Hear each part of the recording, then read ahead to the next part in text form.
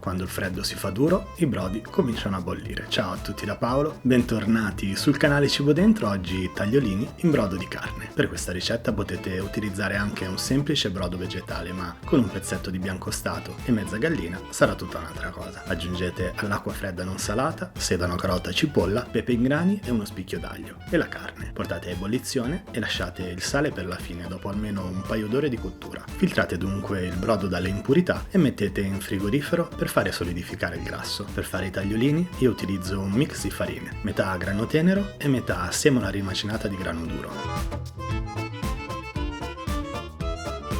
Aggiungete un uovo ogni 100 g di farina e sbattetele con una forchetta facendole mischiare un po' alla volta. Aggiungete qualche manciata di farina per farla rassodare lavorando sempre al centro della montagnetta, poi quando le uova sono abbastanza solide iniziate a impastare con le mani. Create una palla di impasto e iniziate a lavorarla con il carpo delle mani. Ci vorranno una decina di minuti, quindi alternate le mani per non stancarvi troppo. Se sentite che la farina è troppo secca e sembra richiedere ancora liquidi, non cedete alla tentazione di aggiungere acqua. Continuate a lavorare e vedrete che man mano l'impasto diventerà elastico e appiccicoso, assorbendo tutta la farina sul tagliere. Chiudete dunque la palla di impasto in un canovaccio o in una pellicola alimentare e lasciate riposare per una ventina di minuti. Passato questo tempo, dividete l'impasto per lavorarlo con più facilità e spolverate il piano di lavoro con una manciata di farina di grano tenero. Date una prima modellata alla pasta per agevolare il lavoro con il mattarello, poi iniziate a stendere la vostra sfoglia. Lavorate prima lungo un senso, poi ruotate la sfoglia e continuate a tirare fino a raggiungere lo spessore di 1-2 mm massimo. Ricoprite quindi la sfoglia con altra farina di grano tenero in modo da non fare appiccicare tra loro i tagliolini e ripiegatela su se stessa formando un salsicciotto. Ora non rimane che tagliare la sfoglia creando i tagliolini. Tagliate uno spessore di 1-2 mm circa e se preferite le tagliatelle basta allargare un po' il taglio. Procedete fino a finire tutto il filoncino di pasta, quindi spolverate con altra farina e sgranate i tagliolini tra le mani cercando di separarli totalmente in modo da non farli aggrovigliare poi in cottura.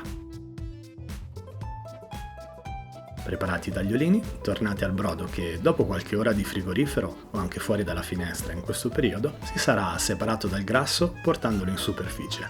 Potete eliminarlo aiutandovi con una schiumarola oppure filtrandolo nuovamente con un colino a maglie strette. Accendete quindi il fuoco e fate bollire il brodo di carne, sgrassato ma comunque gustoso. Tuffateci dentro i tagliolini e dategli una mescolata per non farli attaccare tra loro. Dopo pochi minuti di cottura saranno pronti.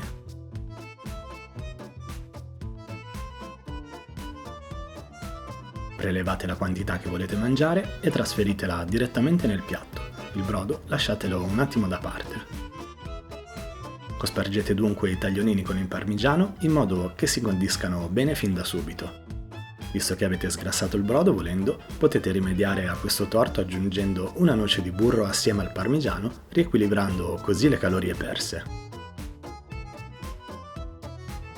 Ricoprite infine i tagliolini con l'ottimo brodo di carne che avete lasciato in caldo e anche oggi, come ogni giovedì, vi saluto, vi auguro buon divertimento e buon appetito e vi aspetto giovedì prossimo, sempre dalle 11 del mattino qui su Cibo Dentro. Ciao!